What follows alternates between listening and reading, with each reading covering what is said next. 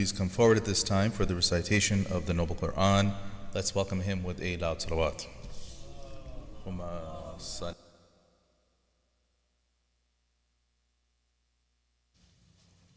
Salawat.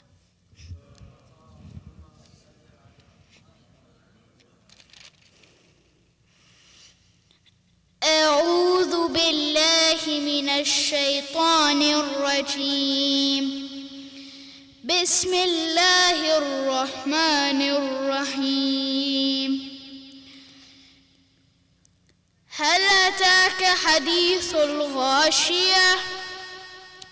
وجوه يومئذ خاشية عاملة ناصبة تصلى نارا حامية تسقى من عين عانية ليس لهم طعام إلا من ضريع لا يسمن ولا يغني من جوع وجوه يومئذ ناعمة لسعيها راضية في جنة عالية لا تسمع فيها لاغية فيها عين جارية فيها سرر مرفوعة وأكواب موضوعة ونمارق مصفوفة وزرابي مبثوثة أفلا ينظرون إلى الإبل كيف خلقت وإلى السماء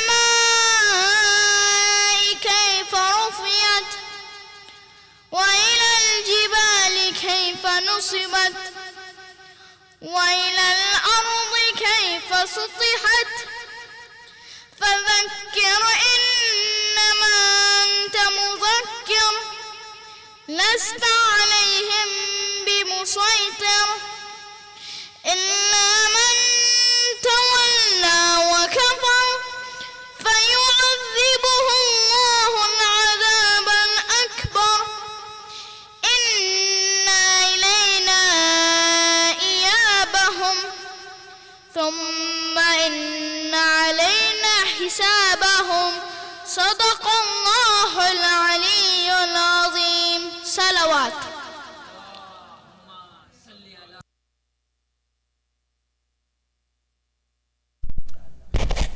MashaAllah Jafar, that was a wonderful recitation of Surah Al-Ghashiyah.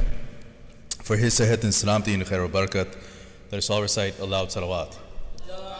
Huma salli ala Muhammad wa ali Muhammad. Our next segment is the youth presentation. If I could request if Sister Anna Zahra is here, if she could please come forward at this time. Sister Anna, salawat ala Muhammad wa ali Muhammad. Allahumma salli ala Muhammad wa ali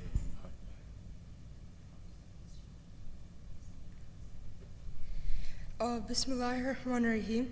Assalamu alaikum, dear brothers, sisters, and respected scholars. My name is Anna Zahra, and tonight I would like to share with you the important role that women played in spreading the message of Imam Hussein, alayhi salam. When we speak about the story of Imam Hussein, alayhi salam, our minds often go to the events of Karbala, the bravery, the sacrifice, and the stand for justice. But the message of Karbala did not end on battlefield. In fact, the reason we know the story today is because of the powerful role women played in keeping the message of Karbala alive. After the tragedy of Karbala, the women, especially Bibi Zainab Salamu alayha, became the voice of the martyrs. She witnessed unimaginable pain and loss, yet she stood with unwavering courage. When they were taken as captives to Kufa and then to Damascus, she refused to remain silent. She spoke fearlessly in the courts of Yazid and Ibn Ziyad, standing before powerful rulers and proclaiming the truth about what happened and why Imam Hussein alayhi salam stood against injustice. Her words were not just speeches. They were lessons in faith, patience, and resistance. Lady Zainab Salamu alayha showed that even in the face of danger, the truth must be spoken. She safeguarded the message of her brother by ensuring that people understood that Karbala was never about power, but about defending justice and keeping the values of Islam alive. Other women, such as Lady Kulthum and the daughters of Imam Hussein alayhi salam, carried the story wherever they went. Their strength and tears touched the hearts of many, inspiring people to rise against oppression. Without these women, the story of Karbala might have been lost to history. The role of women in spreading the message of Imam Hussein alayhi salam teaches us that courage The role of women in spreading the message of Imam Hussein alayhi salam teaches us that courage is not found only on the battlefield. It is also in speaking the truth, educating others, and standing firm even in the most difficult times. Their examples remind us that every person, man or woman, can be guardian of truth and justice. So as we remember Karbala, we must also remember the women who carried its message to the world. They are living proof that with faith, strength, and wisdom, one voice can echo throughout the pages of history. Salawat.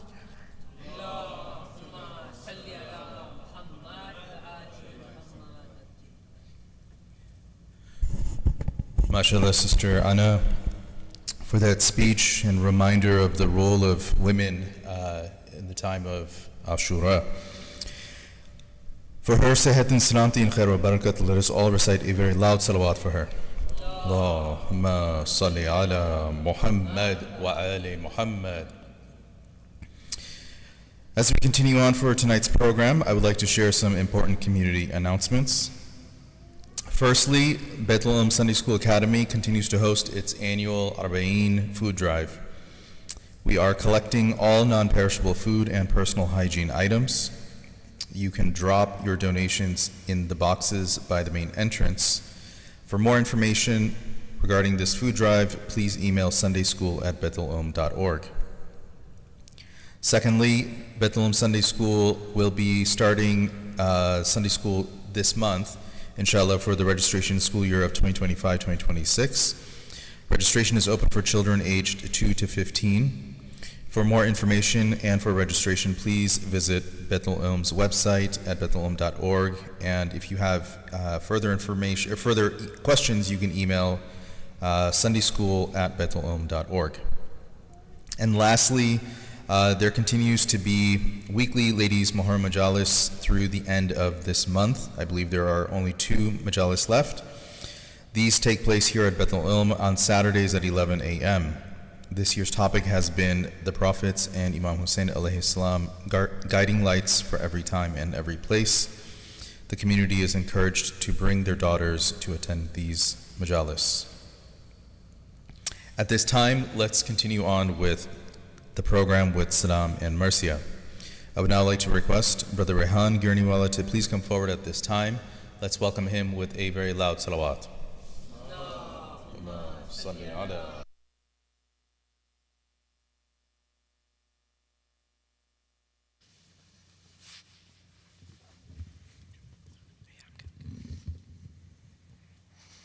Or Muhammad wa ala Muhammad salawat.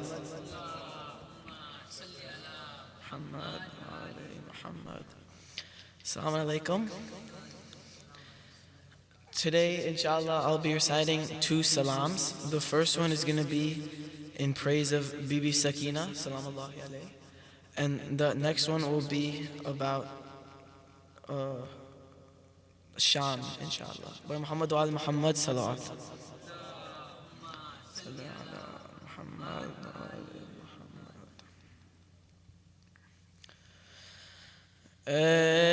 बाद सबा जाके ये अम्मू को बता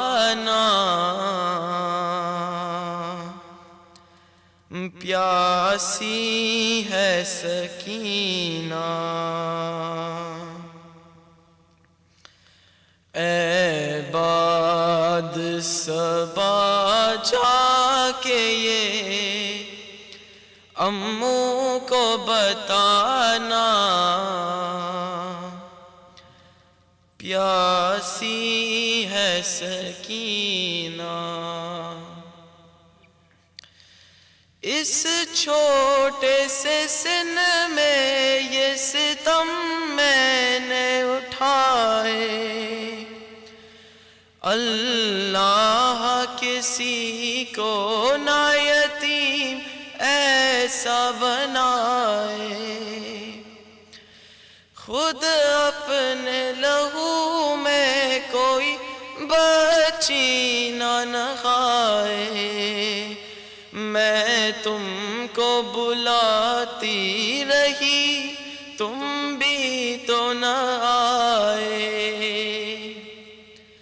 میں بن گئی بادسر لائنوں کا نشانہ، پیاسی ہے سکینہ.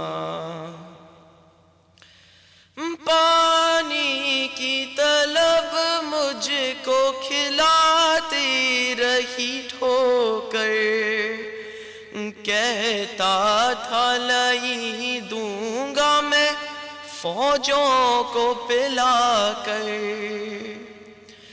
جب شمر لائی کر چکا سیرابی یہ لشکر، دکھلا کے مجھے پھینک دیا پانی زمین پر.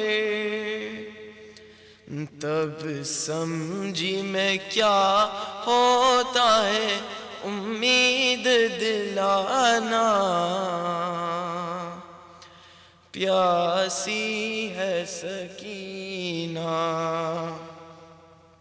اے باد صبا جا کے یہ اموں کو بتانا، پیاسی ہے سکینہ. ایک جام ہوا شام غریبا میں میسر، وہ کوزہ میں رکھ آئی تھی اصغر کی لحد پر. تھا مجھ سے بھی چھوٹا میرا بھیا میرا دلبر، شرمندہ میں ہو جاتی چچا پیاس بجھا کر. اب اپنے ہی ہاتھوں سے میری پیاس بجھانا، پیاسی ہے سکینہ. ایک رسی میں ہم سب کے گلے باندھ کے ادا کرتے ہوئے تشریر چلے جانب کوفہ، اور اس پہ مصیبت یہ تھی قد چھوٹا تھا میرا. اٹھتی تھی جو پھوپھی اماں گلا کھچتا تھا میرا. گردن کا میرے زخم چچا دیکھنے آنا، پیاسی ہے سکینہ. اے باد صبا جا کے یہ اموں کو بتانا، پیاسی ہے سکینہ. انور یہ صدا پرچم عباس سے آئی، میں بھول نہیں سکتا سکینہ میری بچی. کاٹے گئے مجھ کو یہ تھا بی بی مشکیزہ علم میں لگا دیکھ لے ابھی پرچم کا میرے کام ہے دنیا کو بتانا پیاسی ہے سکینہ اے باد صبا جا کے یہ اموں کو بتانا پیاسی ہے سکینہ محمد و آل محمد صلوات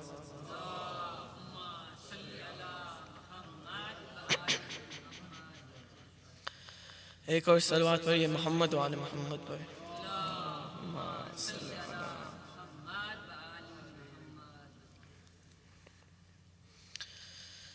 اما فضا بتا دے مجھ کو پتھر کیوں آ رہے ہیں اما فضا بتا دے مجھ کو پتھر کیوں آ رہے ہیں کیسا ہے یہ چراغ دل ڈوب جا رہے ہیں کیا شام آ گیا ہے اما فضا بتا دے مجھ کو پتھر کیوں آ رہے ہیں ہے اتنا چلے ہے پیدل کانٹوں پہ سارے قیدی تھک جاتی چلتے چلتے چلتی اگر زمین بھی پیروں کے آبلے بھی آنسو بہا رہے ہیں کیا شام آ گیا ہے اما فضا بتا دے مجھ کو پتھر کیوں آ رہے ہیں ہے لوگ کس طرح کے ہم سے دعا کرائے اے قیدیو دعا دو یہ دن نہ ہم پہ آئے ہے لے کر دعائیں ہم سے دل بھی دکھا رہے ہیں کیا شام آ گیا ہے اما فضا بتا دے مجھ کو پتھر کیوں آ رہے ہیں نیزوں پہ جتنے سر ہے ایک سر ہے ان میں ایسا آنکھیں ہیں بندے اس کی اور خاک پر ہے گرتا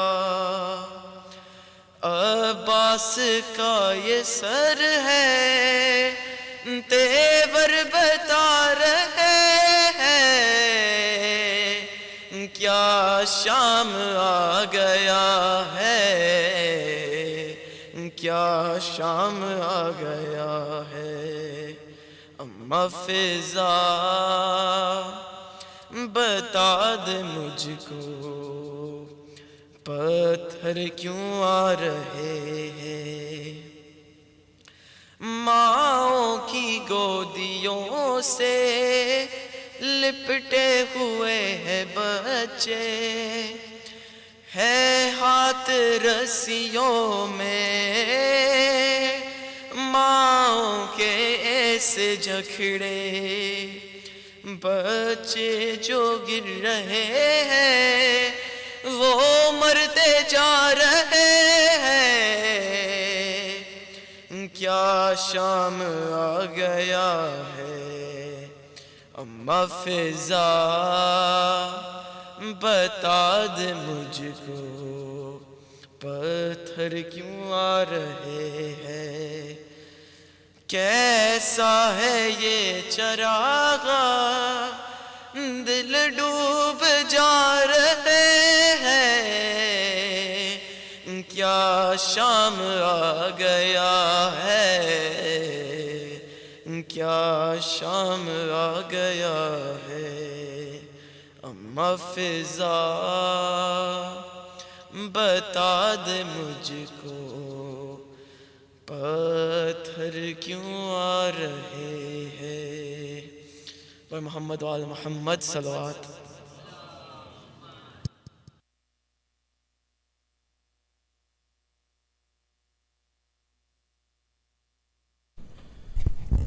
MashaAllah, Rehan, that was a wonderful recitation for his Sehat and Salam Deen Khair al-Barakat. Let us all recite a very loud salawat for him.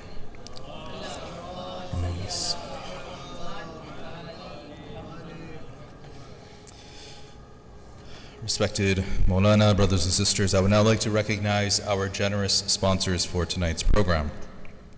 For the health, safety, and continued blessings for the family of Brother Hadi Shirazi, please join me in reciting a loud salawat. Allahumma salli ala Muhammad wa ali Muhammad. The sponsoring family has requested that you remember the marhumeen of your families as well as the marhumeen of their families. In particular, Sayyid Ashfaq Hussain Shah, Ganiz Zahra Shah, and Zulfiqar Shirazi. Please join me now in reciting a Surah Fatiha preceded by a Salawat ala Muhammad wa ali Muhammad.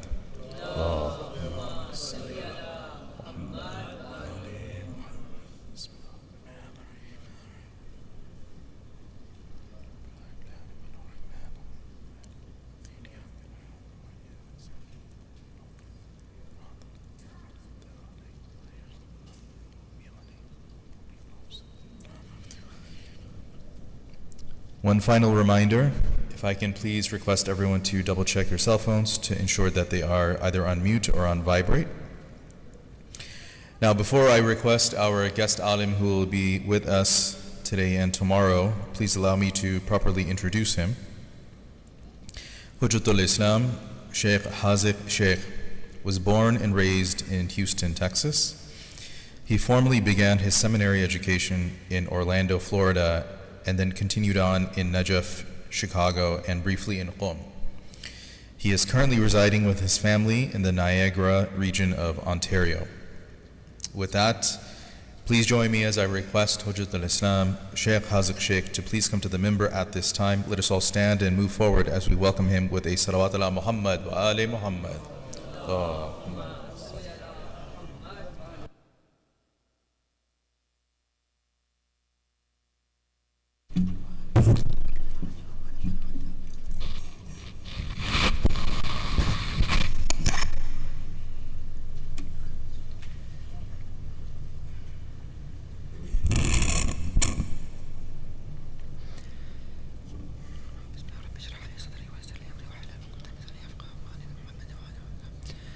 رحم الله من قرأ الفاتحة. بسم الله الرحمن الرحيم. الحمد لله رب العالمين الرحمن الرحيم مالك يوم الدين إياك نعبد وإياك نستعين اهدنا الصراط المستقيم صراط الذين أنعمت عليهم غير المغضوب عليهم ولا الضالين. الحمد لله رب العالمين. أعوذ بالله من الشيطان الرجيم. بسم الله الرحمن الرحيم. الحمد لله رب العالمين بارئ الخلائق أجمعين فاطر السماوات والأرضين ثم الصلاة والسلام والتحية والإكرام على أشرف الأنبياء والمرسلين سيدنا ونبينا ومولانا أبي القاسم محمد. اللهم صل على محمد وآل محمد وعلى أهل بيته الطيبين الطاهرين المظلومين الذين أذهب الله عنهم الرجس وطهرهم تطهيرا. اللهم صل على محمد وآل محمد.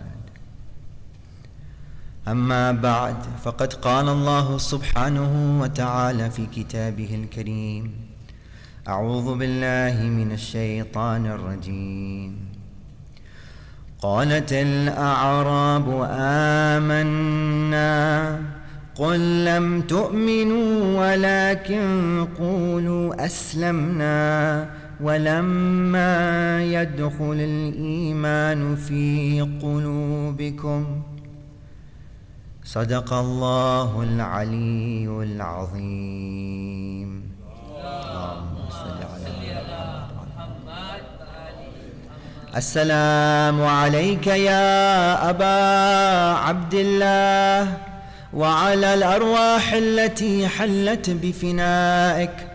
عليك مني سلام الله أبدا ما بقيت وبقي الليل والنهار، ولا جعله الله آخر العهد مني لزيارتكم. All together.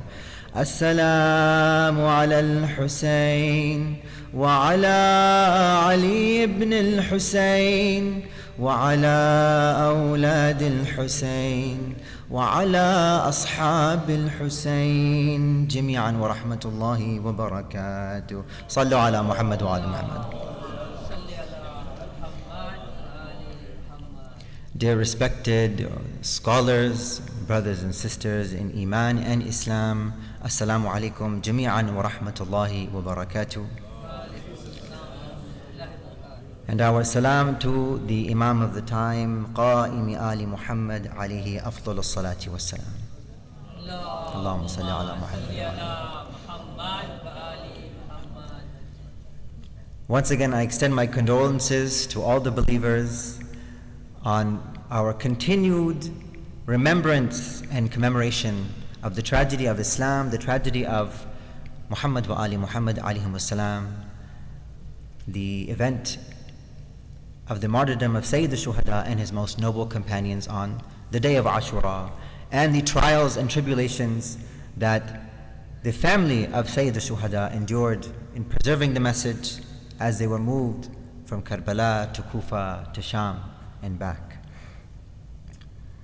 It is an honor once again to be amongst friends and families of believers, and I wanted to take some time today to talk about the relationship of this Islam and this Iman that we hold it so dear to our existence. That our deen, if is anything, is that faith, that Iman in the religion in Islam. But the Quran makes a distinction between these two entities of Islam and Iman. The verse we recited, in which Allah subhanahu wa ta'ala says, قَالَتِ الْأَعْرَابُ آمَنَّا, that the Bedouins of that time, during the life of the Prophet sallallahu alaihi wasallam, they came and they said, آمَنَّا, we have come to Iman, we have come to faith. But Allah subhanahu wa ta'ala didn't accept this statement from them. He in fact commands His Prophet to correct them. He says, قُلْ لَمْ تُؤْمِنُوا, say to them, you have not brought faith, you have not believed.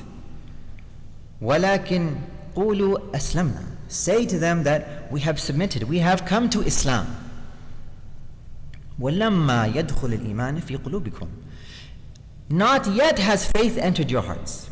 You've come to Islam, but you have not come to Iman. And so Allah subhanahu wa ta'ala tells us there is a distinction between this Islam and this Iman. And when the A'imma alayhim as-salam would teach their ashab. The ashab were as interested in all of these questions as you and I are. The ashab of especially our fifth and our sixth imams, Imam al-Baqir and Imam al-Sadiq, alayhima afdal as-salatu was-salam. Many of them were in fact converts to Islam and converts to Iman. After the tragedy of Karbala and all that followed, Imam Zain al-Abidin says that the amount of Shia and true followers on this affair, on this Amr, on the wilayah of Muhammad wa Ali Muhammad were far few. You could probably count them on one hand. But the numbers began to steadily grow. That even after the tragedy of all tragedies and the scarcity of Iman in believers, the Imams did not sit and rest on their laurels. They did not let that small group of followers stop them. They had an obligation, they had a mission, and they pushed that mission forward. And so slowly and slowly people came to Iman. And when they came to learn about Islam and when they came to learn about Iman, they would ask these same questions to the Imams. And so once when Imam al-Baqir alayhi afdal salatu wasalam was teaching, his companion Humran bin A'yun narrates to us that I heard Imam al-Baqir alayhi salam say, سمعته يقول الإيمان ما استقر في القلب وأفضى به إلى الله عز وجل وصدقه العمل بالطاعة لله والتسليم لأمره. That faith, Iman, is that which resides and becomes solid in the heart, and that is sent out towards Allah subhanahu wa ta'ala. And that is what gives the affirmation of that Iman, what? Al-amal bi-ta'ah, that when you act on that Iman in obedience to Allah subhanahu wa ta'ala and you submit to His command. So that is Iman. It's not simply a saying. It is when that faith, what you are saying on your tongue. And another hadith, the Imams tell us that al-imanu iqrarun bil-lisan wa at-tasdiqu bil-qalb wal-amalu bil-arkan. That Islam, that Iman is when you have it on your tongue, you affirm it with your words, but you also have that affirmation in your heart. It touches you, and when it touches your heart and it resides in there, it is proven by your actions. So then what is Islam? He says, وَالْإِسْلَامُ مَا ظَهَرَ مِنْ قَوْلٍ أَوْ فِعْلٍ. It's the outward of it, whatever is apparent from a person in terms of what they say and what they do. So we can say, a person can say that I believe in Allah subhanahu wa ta'ala, I believe in the finality of the message of Muhammad sallallahu alayhi wa alayhi as Khatim al-Anbiya wal Mursaleen. Sallu ala Muhammad wa ala Muhammad.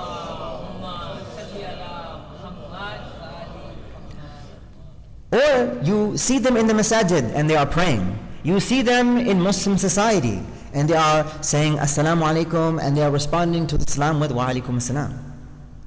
That this is the apparent signs of someone being on Islam. وَهُوَ الَّذِي عَلَيْهِ جَمَاعَةُ النَّاسِ مِنَ الْفِرْقِ كُلِّهَا. And that is what all of these different groups of Muslims, because during the time of Imam al-Baqir, it's not like there was only one group of Muslims or just two groups of Muslims. There were all sorts of different Muslims with all sorts of different opinions, all sorts of different views and practices of Islam. Even that early on in the, what we would say is the infancy stages of the expansion of the empire of Islam. Even that existed at that time period. He says all of those groups of people, all of these different sects, they are on Islam.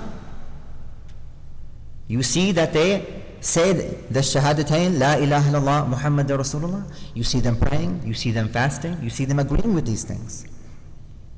وَبِهِ حُقِنَتِ الدِّمَاء وَعَلَيْهِ جَرَتِ الْمَوَارِيث وَجَازَ النِّكَاحِ وَاجْتَمَعُوا عَلَى الصَّلَاةِ وَالزَّكَاةِ وَالصَّوْمِ وَالْحَجِّ. And so, with this Islam, the requirement of Iman is one requirement, and that is what the da'wah of Islam is, towards Iman. When Allah subhanahu wa ta'ala calls all those who claim Iman in the Quran, He says, Ya ayyuhal ladhina amanu. Even though the khitab, the address of the Quran is not just to the highest level of believers. Amongst the Prophet's society, they were munafiqeen. Did not truly believe in Islam. Did not truly accept the Prophet. But they are addressed with, Ya ayyuhalladhina amanu. And so, on this basis of being on Islam, you have all the rights of a Muslim. Your mal, your livelihood, all these things are protected. You have what I call the citizenship of Islam. You have the Islamic passport. Once you merely say the Shahadatain, once you show to society you are Muslim, you have that passport. And it's on this basis that inheritance is absorbed by the following generation. It is on this basis that marriages happen. And all these people, whether they are on Iman or Islam, they all pray, they all fast, they all have all these practices. فَخَرَجُوا بِذَلِكَ مِنَ الْكُفْرِ وَأُضِيفُوا إِلَى الْإِيمَانِ. By that they are no longer in the state of kufr, upon disbelief as we usually translate. And they are attributed to faith.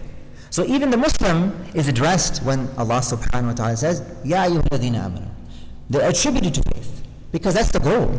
It's not like, based on this ayah, the goal is not just to say, I'm a Muslim, but it's to say that I'm a mu'min, to get us to Iman, not just simply stop at Islam. And so then the Imam tries to explain this idea of Islam and Iman being different. Because during that time period around the Imam, there were all sorts of theological debates happening. About, is someone still a mu'min if they commit a sin? What about a major sin? Are they still mu'min? And the Khawarij had an opinion. The other groups, the Jahmiyyah, had an opinion. The list goes on. And so to make this idea clear, just like their most noble grandfather Muhammad sallallahu alayhi wa alihi, Allahumma salli ala Muhammad wa alihi, Rasulullah would make things simple for his companions, make them understand. That we tell them that me and the sponsor of orphans are like this in Jannah, for example. He would concretize their idea. So he concretizes, Imam al-Baqir, the idea of the difference between Iman and Islam through an analogy of the Kaaba and the Haram. He says, Al-Islamu la yushriku al-imana wal-imanu yushriku al-Islam وهما في القول والفعل يجتمع كما صارت الكعبة في المسجد والمسجد ليس في الكعبة. That Islam does not coincide and overlap with Iman, but that Iman will definitely coincide and overlap with Islam. Although they come together in terms of action and in word. Both the mu'min says, La ilaha illallah, Muhammadur Rasulullah sallallahu alayhi wa. Both the mu'min and the Muslim do all these practices, all the what we call furu'd-din. But he says that Islam and Iman are not the same. They are like concentric circles. Just like the Kaaba and the Haram are two concentric circles. When you enter the Haram, you enter a sacred place. And if you're in the Haram, does that mean you are in the Kaaba? The companion says, no, I wouldn't be able to testify that a man in the Haram is also in the Kaaba. But then he asks, if a man is in the Kaaba, would you be able to testify that he is in the Haram? He says, yes, because the Kaaba is inside the Haram. Just like Iman is inside Islam. But Islam is not inside Iman. Sallu ala Muhammad wa ali Muhammad.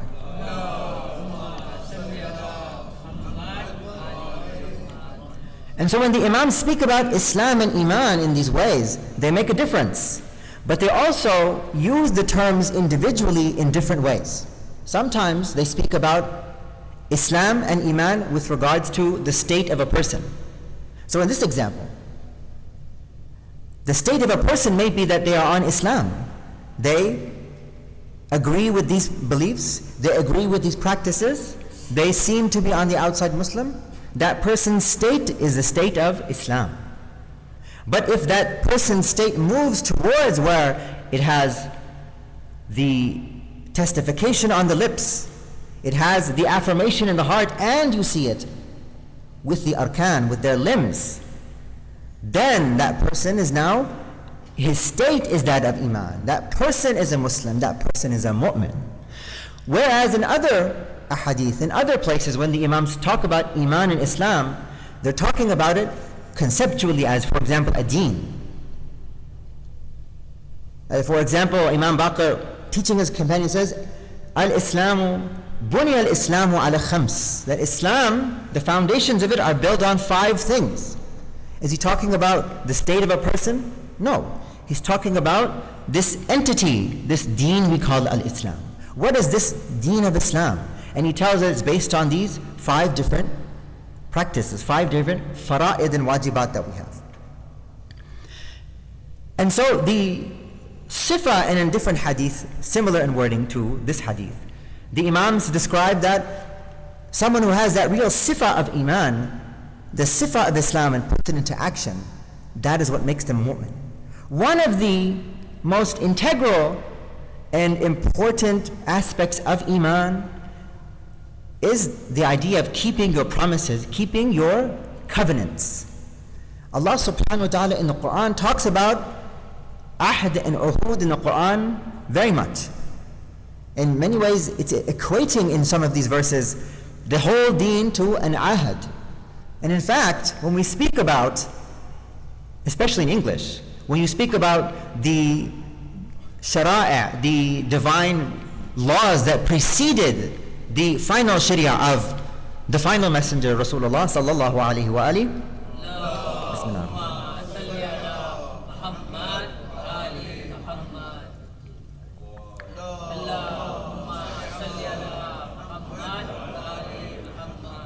we refer to them as the Old Covenant and the New Covenant. And when you look at the Arabic translations of the Torah and the Injil, what do they call it? They call it Al-Ahd Al-Qadim Wal-Ahd Al-Jadid. The Old Covenant, or as we say in English, the Old Testament, and the Ahd Al-Jadid, the New Covenant, or the New Testament. The New Testament, the New Ahd, the New Covenant, is a unwan, and a title that is given for this deen, this sharia, this message brought to you by this messenger. And Allah subhanahu wa ta'ala emphasizes all over the Quran the importance of keeping these ahad, these uhud, these covenants. For example, Allah subhanahu wa ta'ala mentions, A'udhu billahi minash shaitanir rajim, when He addresses the children of Israel, Ya Bani Israel, اذكروا نعمتي التي أنعمت عليكم.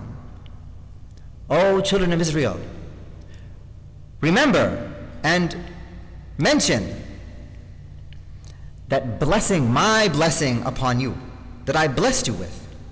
وَأَوْفُوا بِعَهْدِي, and fulfill my covenant, fulfill my ahad. أُوفِي بِعَهْدِكُمْ. If you fulfill your covenant, then I will fulfill your covenant. What is a covenant? A covenant is an agreement. It is a type of contract, an understanding between two parties. And so Allah subhanahu wa ta'ala is reminding the children of Israel that, remember, I give you a very special blessing. Remember my blessing upon you. Fulfill that blessing. The fulfillment of that blessing is what? To fulfill my ahad. You made an agreement with me. We are on a certain message. If you do these certain things, if you believe, have iman, and you have al-amal salih, that is your end of the covenant. And my end of the covenant will be to bring you into paradise, to bless you, and to bring you into Allah subhanahu wa ta'ala's pleasure. وَإِيَّايَ فَارْهَبُونَ. And me, in particular me alone, should you have fear and awe of. And in another verse, Allah subhanahu wa ta'ala says, إِنَّ اللَّهَ اشْتَرَى مِنَ الْمُؤْمِنِينَ أَنفُسَهُمْ وَأَمْوَالَهُمْ بِأَنَّ لَهُمُ الْجَنَّةِ. Verily, Allah subhanahu wa ta'ala has bought, has purchased from the mu'mineen what? Their own selves, their own souls, their lives, their wealth. For what? بِأَنَّ لَهُمُ الْجَنَّةِ. So that I have bought this from you. What are you getting in return? When you have a contract in Islamic law, when you have a purchase agreement. There's a thaman and a muthmin. There's the commodity I'm buying, and there's the payment I'm giving with. Allah has bought from us our very own souls, our wealth. And for what price? What are we getting in return? That for them is the garden of paradise. يُقَاتِلُونَ فِي سَبِيلِ اللَّهِ فَيَقْتُلُونَ وَيُقْتَلُونَ. They will fight in the way of Allah subhanahu wa ta'ala. They will fight and they will slay their enemies, and they themselves will be slain. That is the natural result of war. When you fight for truth, when there's confrontation, death and dying is a given. وَعْدًا عَلَيْهِ حَقًّا فِي التَّوْرَاةِ وَالْإِنْجِيلِ وَالْقُرْآنِ. It's a true promise in the Torah, in the Old Testament, in the Injil, the New Testament, and in the Quran. We can call the final testament, the final ahd. وَمَنْ أَوْفَى بِعَهْدِهِ مِنَ اللَّهِ. And whoever, what? Fulfills and has done wafadari of their ahd, of their covenant. فَاسْتَبْشِرُوا بِبَيْعِكُمُ الَّذِي بَايَعْتُمْ بِهِ. So give glad tidings for this sale, for this sale that you have agreed to, that you have given a commodity purchasing of, and as well as a pledge. It's a promise that you have given a pledge over. ذَلِكَ هُوَ الْفَوْزُ الْعَظِيمُ. That is the grand victory. He says in a different ayah, وَأَوْفُوا بِعَهْدِ اللَّهِ إِذَا عَاهَدْتُمْ وَلَا تَنْقُضُوا الْأَيْمَانَ بَعْدَ تَوْكِيدِهَا وَقَدْ جَعَلْتُمُ اللَّهَ عَلَيْكُمْ كَفِيلًا إِنَّ اللَّهَ يَعْلَمُ مَا تَفْعَلُونَ. He says, fulfill the covenant of Allah subhanahu wa ta'ala. You have an agreement with them.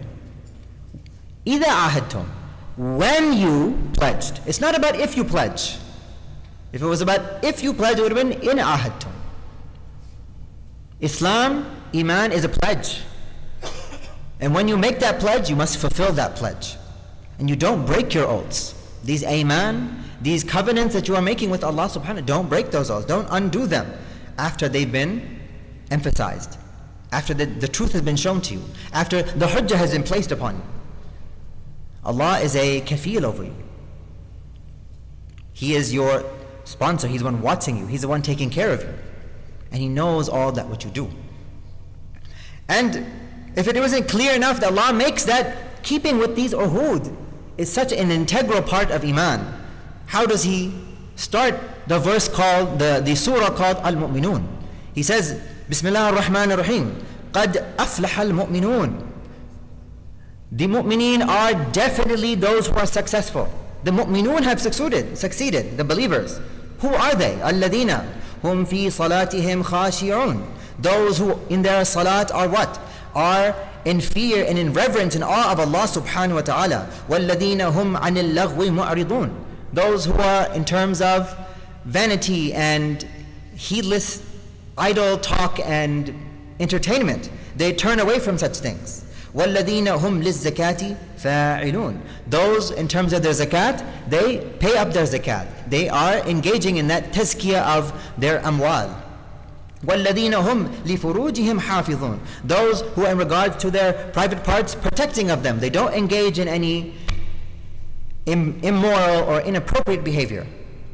إِلَّا عَلَى أَزْوَاجِهِمْ وَمَا مَلَكَتْ أَيْمَانُهُمْ فَإِنَّهُمْ غَيْرَ مَلُومِينَ. Except for what Allah subhanahu wa ta'ala has made it halal.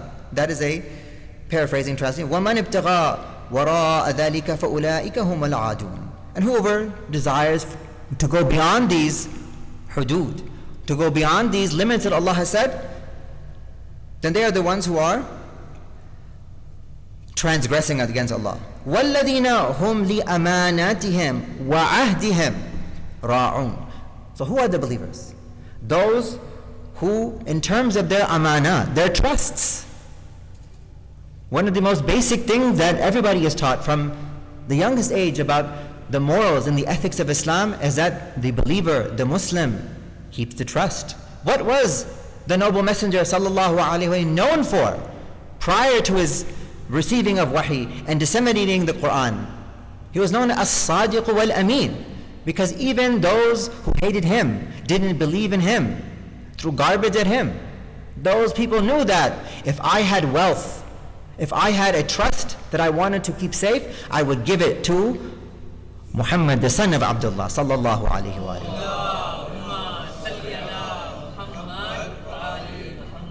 وَعَهْدِهِمْ, and their covenant. Ra'un, they are weary of their covenants. They are making sure that am I fulfilling my ahd? Am I fulfilling that pledge? Because the pledges and that trust, iman and amana, come from the same root. Amana. It has a meaning of security, of safety, of trustworthiness. That he was ameen, he was the most trustworthy. We read in Hadith al-Kisa that Jibreel is Ameenu Wahyillah. He is the trustworthy one of Allah's wahi that He delivers to His prophets and messengers. He is an Ameen. He is someone trustworthy. And that Iman that we have is a trust. That trust is our ahd. It is a promise that you and I have made with Allah subhanahu wa ta'ala.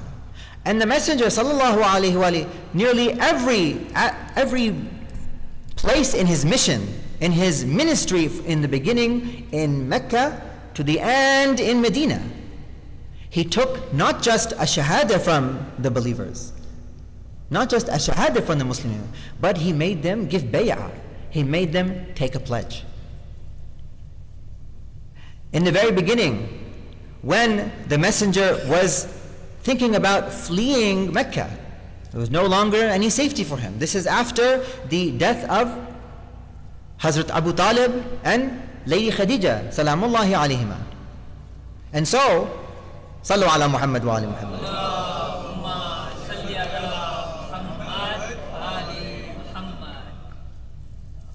One more salat ala Muhammad wa ali Muhammad.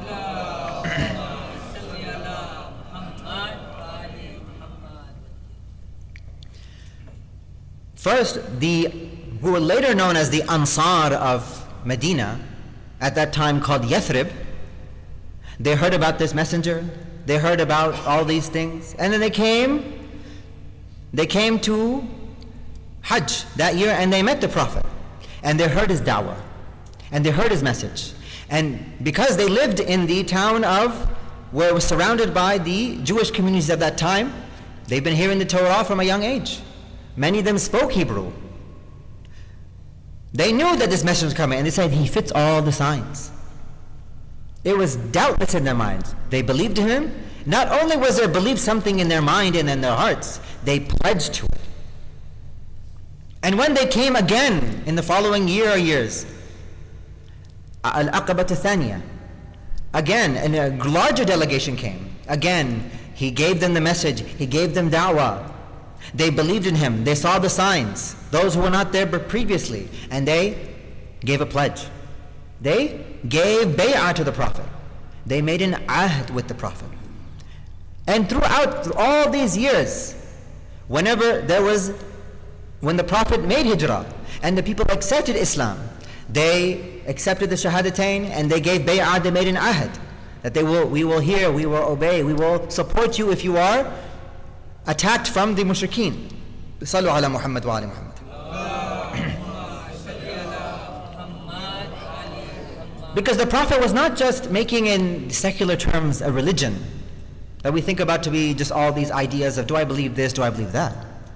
That deen, that Islam, this ahad is all encompassing. It's not just what you think privately in your heads and your homes. It's something that is out there in society. It is part of your personal life, your family life, and your communal and your social life. It's a trust.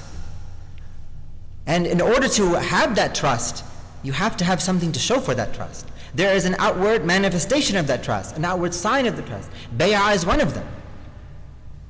And it's this trust and this iman that is so valuable to human beings and our societies, that truly being able to trust another person and trust one another is key to any society surviving, any civilization coming to bear fruits. If people did not trust one another, we wouldn't be able to build anything. That society is based off the fact that you and I will trust that my neighbor will not steal from me. That we have a trust that our women and children can walk safely at night. It is a trust between members of a society that we are going to together uphold certain obligations, not just for ourselves, but for each other. And so that trust is paramount. Without trust, a society will not function. And as we can see, as the world has moved from the different eras that they talk about, for example, in academia and looking at the world from the world of religions and the enchanted world, and now we move to modernity and then to postmodernism. Many of our elders, those who are here and not still with us, may Allah have mercy on them, when they came to North America, for example, they envisioned and they understood the West as a Christian world. This is the world of Ahl al-Kitab. And that was a source of actually solace and comfort for them. Why? Because they are, in some respects, believers. They believe in Allah, they believe in the last day, they believe in some or most of the messengers and prophets of Allah subhanahu wa ta'ala. They have belief in those things. And with that belief comes a certain afforded level of trust. Because when one has iman and one knows that I have a creator and that I have an Allah subhanahu wa ta'ala, I have a God that I am accountable to, I am going to, rather than needing some outside force come and police me, I will police myself. Because Allah subhanahu wa ta'ala is watching me. Whether I'm at home, alone, on my computer hacking something, am I going to think about doing that? If I did not have the eye of Allah subhanahu wa ta'ala over me, if I did not have that belief, if I thought that it's just me alone, I can do whatever I want, no one will know, they would have more jur'ah, more daring, and dare to commit those evils. But that when they see an innocent, alone person, vulnerable at night walking, I'm big and strong, that person is small and weak, they have wealth that I want, what will stop that person? A level of trust and a level of iman that this is wrong, that I am accountable for my actions even if nobody sees me.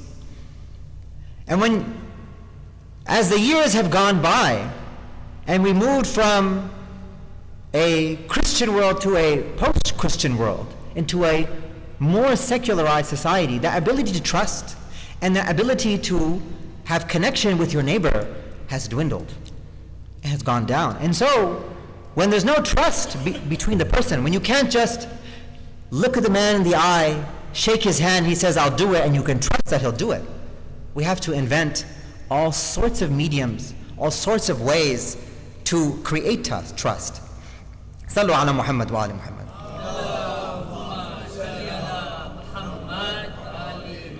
And so to fill that gap, the gap of iman, the gap of accountability in front of Allah subhanahu wa ta'ala, in this life and the hereafter, we have to create complicated legal contracts, fictitious legal structures that are in fact founded on distrust.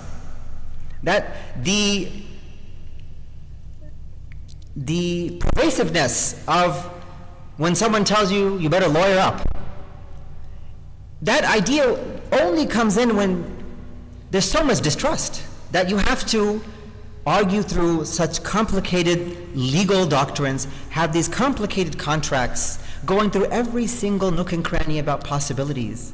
Because why? I can't trust that guy. I can't trust that entity. I can't trust that company. There's no iman. And now they use and they force technologies that make it so that a person is no longer free to even make those choices. You are squeezed. You are squeezed into a small, tight space that will force the outcome of whoever created that system or whoever created that space wanted. They don't trust you. They trust that you are forced and you are pushed into doing those things that they can trust. And that is the the tide of no iman, the tide of having no trust in a society. And we can see that bear out in the world we live in now, developing over the past 30, 40 years. It's that ahad that's so important. And that the spectrum of that ahad, as you can see, we don't just trust only Muslims or only mu'mineen. We trust others as well. And Islam has a mutabaqa, a sort of parallel relationship between what we see in the Sharia and what we see in aqaid and in takween, in the way things are made and created in Allah subhanahu wa ta'ala's beautiful creation. That we have special status, for example, afforded to Ahlul Kitab, because they have a closer relationship to that iman. They have accountability to themselves, believing in Allah, believing in the final day, believing in accountability. Yes, we may think on theological basis we disagree on this. We think that this view is wrong. That's okay. We still have a certain level of afforded trust to them. And you and I know, if we've met those people who are sincere believers in their own deen, in their Christianity, in their Judaism, in their other religions that believe in Allah, and believe in an accounting, and believe in a last day. Sallu ala Muhammad wa ali Muhammad.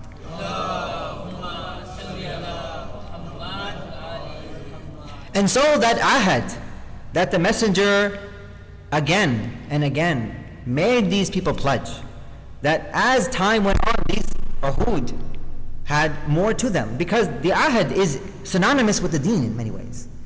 That the ahad is the religion, that the Old Testament, the Old Covenant is the religion of Musa, that the New Covenant, the New Testament, that is the religion of Isa, and that the final Testament and the final covenant is the religion of the final Prophet Muhammad sallallahu alaihi wasallam.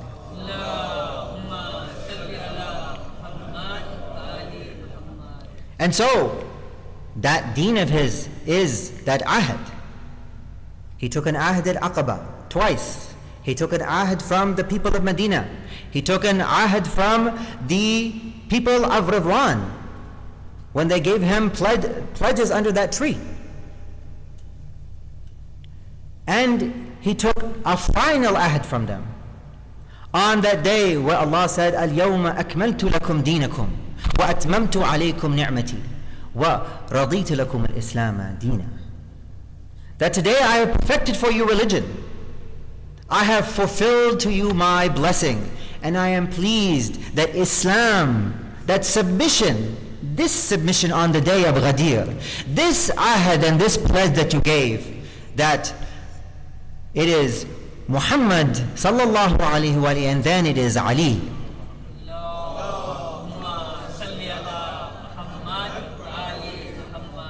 That the final pledge and the final covenant of Islam, the final faridah that was made mandatory upon those who followed the original Prophet, was the faridah of wilayah. Bunya al-Islam ala khams, that Islam, this deen, submitting to Allah subhanahu wa ta'ala, is founded on 5 things: as-salah, az-zakah, al-hajj, siyamu shahr Ramadan, wal-wilayah. وَلَمْ يُنَادَى بِشَيْءٍ كَمَا نُودِيَ بِالْوِلَايَةِ. That Islam is founded on that prayer. It's founded on the zakat, the charity. It's founded on the pilgrimage to Bayt Allah in Mecca.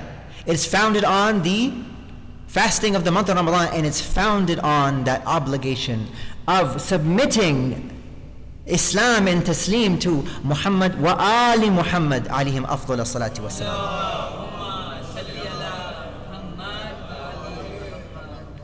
And this is the tasdeeq. These ayat, this ahad is the ahad of Islam. That the full iman comes to fruition when you fully practice what the deen is in its entirety. That when you have it on your tongue, al-imanu iqrarun bil-lisan, you say it with your tongues. You admit to this iman, to this deen with your mouths. and that you have it in your heart, and then it comes to fruition on your arkan, on your limbs. That you do these fara'id of Allah subhanahu wa ta'ala. And that faridah that was called to like no other calling was the faridah of wilayah of Muhammad wa ali Muhammad alayhim afdala salati wa salam. And remember, the ahad is a contract. It is an agreement between the believer and Allah subhanahu wa ta'ala. And the one who takes that covenant from you is your imam. When it was the imam of their time, the Prophet sallallahu alaihi wasallam, they gave bay'ah to him, and they gave bay'ah to Amirul Mu'mineen. And so our bay'ah and our covenant is with our imam. And what happens when one party of a contract does not fulfill their end of it? Is the other end obligated to fulfill that contract? If I have a contract to buy a house, we have a real estate agreement that on this day is the closing, and we're going to sign all these papers, and the funds are going to be transferred, and the title of that home comes to me. Well, if the buyer doesn't come with the funds, is the seller going to hand over his house to that person? No, he's not going to. And just like when Allah subhanahu wa ta'ala says, this is an ahad, fulfill your covenant, fulfill the pledge you made. If we don't fulfill that pledge, then Allah subhanahu wa ta'ala, even though He is all merciful, even though He is Ar-Rahman for all of creation and Rahim for the mu'mineen, He's not obligated. It's not like we can, hasha, we can't force Allah subhanahu wa ta'ala to do anything. But we have no rightful expectation from Allah to give us the goods that He promised us. بِأَنَّ لَهُمُ الْجَنَّةِ, that for them is paradise. Allah subhanahu wa ta'ala says in the Holy Quran, Bismillah ar-Rahman ar-Rahim, وَمَنْ يَبْتَغِي غَيْرَ الْإِسْلَامِ دِينًا فَلَنْ يُقْبَلَ مِنْهُ وَهُوَ فِي الْآخِرَةِ مِنَ الْخَاسِرِينَ. So whoever desires, goes after something other than Islam. What is Islam? اليوم أكملت لكم دينكم وأتممت عليكم نعمتي ورضيت لكم الإسلام دينا. Al-Islam, as Imam Sadiq, as Imam Baqir, as all the A'immah taught their followers, alayhimu salam, Al-Islamu at-taslimu li aliyin wa ali Ali, salawatullahi alayhim ajma'in. فَمَنْ يَبْتَغِي غَيْرَ الْإِسْلَامِ دِينًا فَلَنْ يُقْبَلَ مِنْهُ. Whoever desires a religion other than this Islam, Allah will not accept it from them. And in the hereafter, they are from the losers. They are from the khasireen. It doesn't say that they're going to hell. It doesn't say that. Allah subhanahu wa ta'ala has told us that His mercy is wide and vast. The Imams taught us that there are abwab for Jannah, for just those who say La ilaha illallah, and they do not have any enmity or any hate towards Ahlul Bayt, that these are the doors of Jannah for them. They are the ones who will enter paradise by Allah's mercy. Those who are marjuna, the ones who are hopeful of Allah's mercy, hopeful, even though they fell short of their covenants, and they fell short, but they did not do it maliciously. They did not know, they were weak. And this is the tasdeeq of those ahadith from our A'immah alayhimu salam, where they say that let he who claims Islam fast and pray all his life, do Hajj 1,000,000 times, without that ahad, without that stamp of wilayah, Allah will not accept those a'mal. The sihha is one thing, the validity of that action in terms of ahkam is one thing, but the acceptance of that in the eyes of Allah comes with the fulfillment of that ahad. And that ahad is the ahad of Ghadir, the ahad of Ahlul Bayt, of Muhammad wa Ali Muhammad alayhim afdal salatu wa salam. And the believers are those who truly uphold their pledges, no matter what. And we see that true belief, true coming to fulfill that ahad by those 72 martyrs. When Imam al-Hussein alayhi salam blew out the candles on the final night before Ashura, and he said that I free you from your pledges. I free you from these covenants you've made. Don't feel obligated to stay here with me. And if you fear that they will make fun of you or your name will be ruined, then here, take some of the women, take some of the children, and flee in the cover of the night. And what did these true believers, holding up their uhud, holding up their pledges, say? That, oh Sayyid al-Shuhada, oh our Imam, our Master Mawla al-Hussein, we want to be nowhere but with you. What kind of companions would be, what kind of believers would be if we abandoned the son of God's messenger, the son of Fatima al-Zahra alayhi salam? And that Imam told them one by one, because the Imam doesn't leave them empty-handed, that this is how you'll be martyred. And that wafa of that ahad, there's no better example than the most loyal and trusted soldier and servant and brother of the Imam, Abul Fadl Abbas. That when the wasiyah of his father was that if your commander and master Hussein tells you to stand down, you stand down. If he tells you to sheathe your sword, you sheathe your sword. And when he tells you to go to the battlefield, you go to the battlefield. And so when all the martyrs were lost, and then Imam Hussein stood there looking to the battlefield, and Abu Fadl Abbas stood there with the standard of Islam held high, that he came to Imam Hussein, he said, oh my Mawlai, may I seek your permission? And he says to Abu Fadl, oh Abbas, you are the standard bearer of my army. You are the one who holds up the standard of Islam, increasing the morale. If I let you go off to the battlefield, who will bring the morale to my troops? And what would have Abu Fadl Abbas said looking? He said, oh my master, what army, what soldiers? It is but you and I left on this battlefield. So Abbas, before you go, don't you hear the cries and the weeping and the wailing of the children? Al-Atash, Al-Atash, thirst, bring us just a few drops of water. Bring them, O Abbas, go to the Euphrates. Take this water skin and bring my little Sakina a little bit of water. And so Abu Fadl Abbas mounted his steed, took that water sack and blazed through the hot deserts of Karbala, making it through the blockades of the army, reaching that cool water. As they say, he entered that pool and he held the water between his fingers. That's so close. But yet he knows he has an ahad with Allah, with his messenger, with his father Amir al-Mu'mineen, that he would never drink before his master Hussein drinks. And so he fills that water skin and he returns back towards the camp of Abu Abdullah.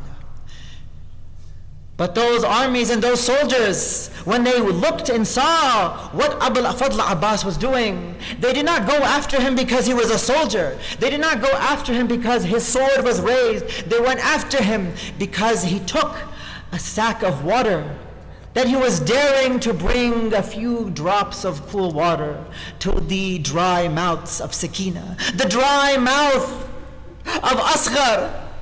And when they went towards him, they weren't aiming at his body. They weren't aiming at anything but that water sack he held in his hand. And when they went for the water sack in his right arm, and that arm fell to the ground, he grabbed it in his teeth.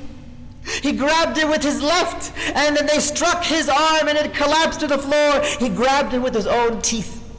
And little Sakina must have been watching from that camp, that she saw the flag of Islam in the air waver once. It fell, it stood up again. It wavered twice, and it stood up again. And somehow it must have stood up through a third time as he held that flag between his neck and his shoulders, that water skin in his hand.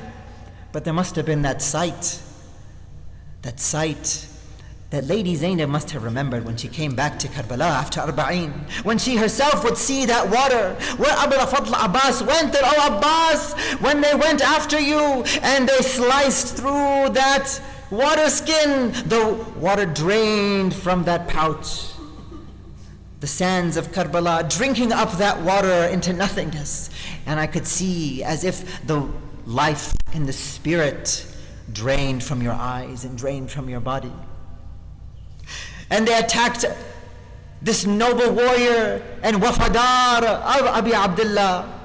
And when he was on his final moments, Imam Hussein came to him, and they say that for the first time he said, "Oh my brother, oh my master and my brother, oh Hussein, let this be my final salam to you."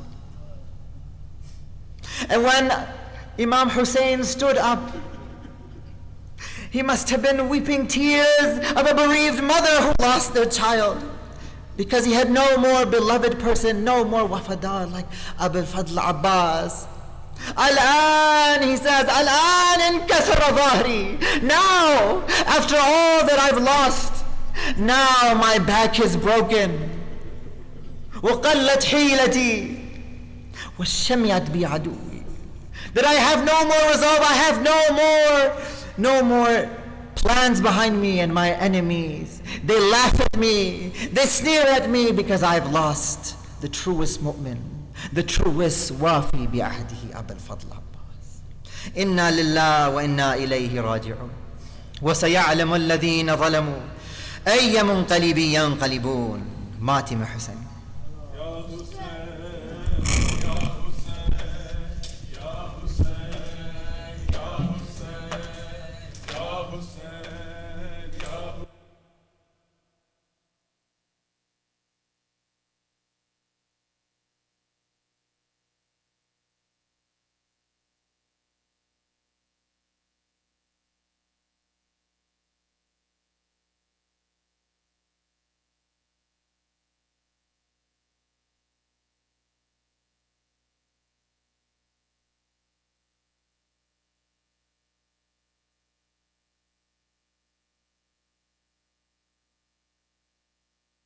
Ya Hussein, Ya Hussein, Ya Hussein, Ya Hussein, Ya Hussein, Ya Hussein, Ya Hussein. Hi Abbas, hi Abbas, hi Abbas, hi Abbas, hi Abbas, hi Abbas, hi Abbas, hi Abbas.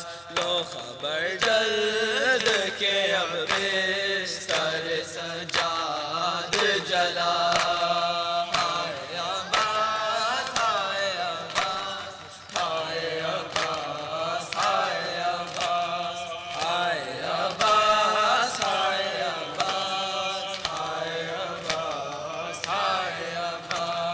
تنہا 18 برادر کی بہن ہے بن میں، تنہا 18 برادر کی بہن ہے بن میں، نیند کیوں آ گئی ہے بھائی بتاؤ رن میں، نیند سے جاگو شنی زینب مزتر کی ردا. ہائے عباس، ہائے عباس، ہائے عباس، ہائے عباس، ہائے عباس، ہائے عباس، ہائے عباس، ہائے عباس. بھائیوں سے تو بڑی آس ہوا کرتی ہے، بھائیوں سے تو بڑی آس ہوا کرتی ہے. ہر بہن بھائی کے حق میں یہ دعا کرتی ہے، عمر لگ جائے میری زندہ رہے بھائی میرا. ہائے عباس، ہائے عباس، ہائے عباس، ہائے عباس، ہائے عباس، ہائے عباس، ہائے عباس، ہائے عباس. میرے غازی، میرے صفدر، میرے میرے لشکر، میرے غازی، میرے صفدر، میرے میرے لشکر دیکھ بے آس ہے پردیس میں تیری خواہر کٹ گیا سبت پیمبر کا بھی سجدے میں گلا ہائے عباس ہائے عباس ہائے عباس ہائے عباس ہائے عباس ہائے عباس میرا اکبر میرا قاسم میرا اصغر نہ رہا میرا اکبر میرا قاسم میرا اصغر نہ رہا تو میرے لال تھے دونوں میں سے کوئی نہ بچا نہ کوئی بھائی بھتیجا کوئی ہے بیٹا ہائے عباس ہائے عباس ہائے عباس ہائے عباس ہائے عباس ہائے عباس ہائے عباس ہائے عباس یا حسین یا حسین یا حسین یا حسین یا حسین یا حسین یا حسین یا حسین یا حسین شمع سے شمع جلے سلسلہ جاری رہے ہم رہے یا نہ رہے یہ عزاداری رہے شمع سے شمع جلے سلسلہ جاری رہے ہم رہے یا نہ رہے یہ عزاداری رہے شمع سے شمع جلے اپنی نسلوں کو سکھاتے رہو ماتم کا ہنر سینہ در سینہ کرے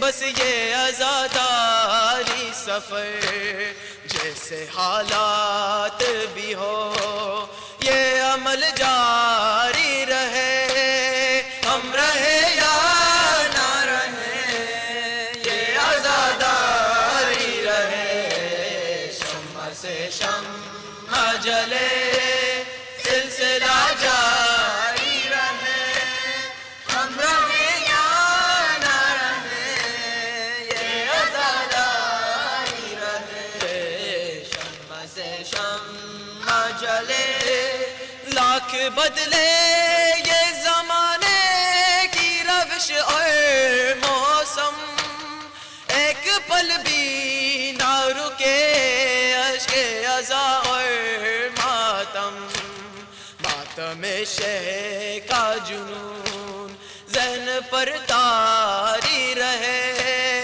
ہم رہے یا نہ رہے یہ عزاداری رہے شمع سے شمع جلے سلسلہ جاری رہے ہم رہے یا نہ رہے یہ عزاداری رہے شمع سے شمع جلے تم اگر ذاکر شبیر ہو یہ یاد رہے چاہے اس غم کے لیے سر بھی کٹے گئے بھی جلے حرمت فرش عزا جان سے پیاری رہے ہم رہے یا نہ رہے یہ عزاداری رہے شمع سے شمع جلے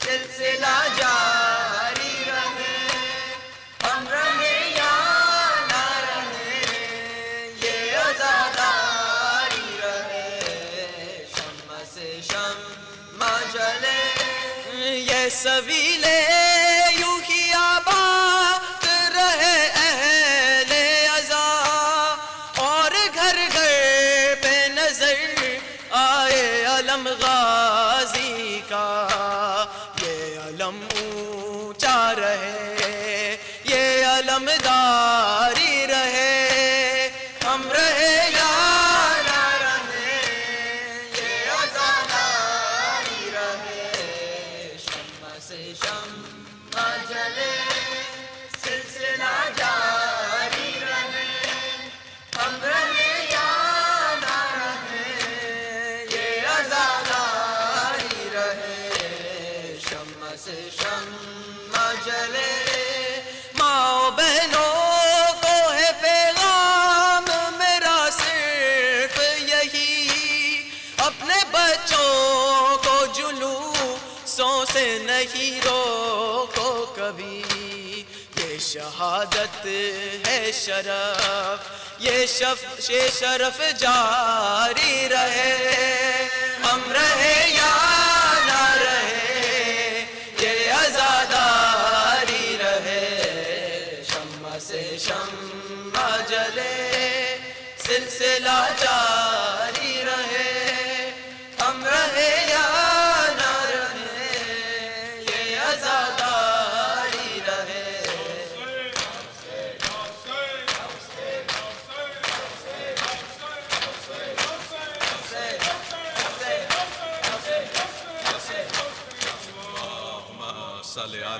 Muhammad wa ali Muhammad. Brothers and sisters, let us get ready for Salat al-Maghribin. It will be at exactly 8:06, inshallah. Please make the rows, and we will have volunteers distribute the turbas. Thank you. I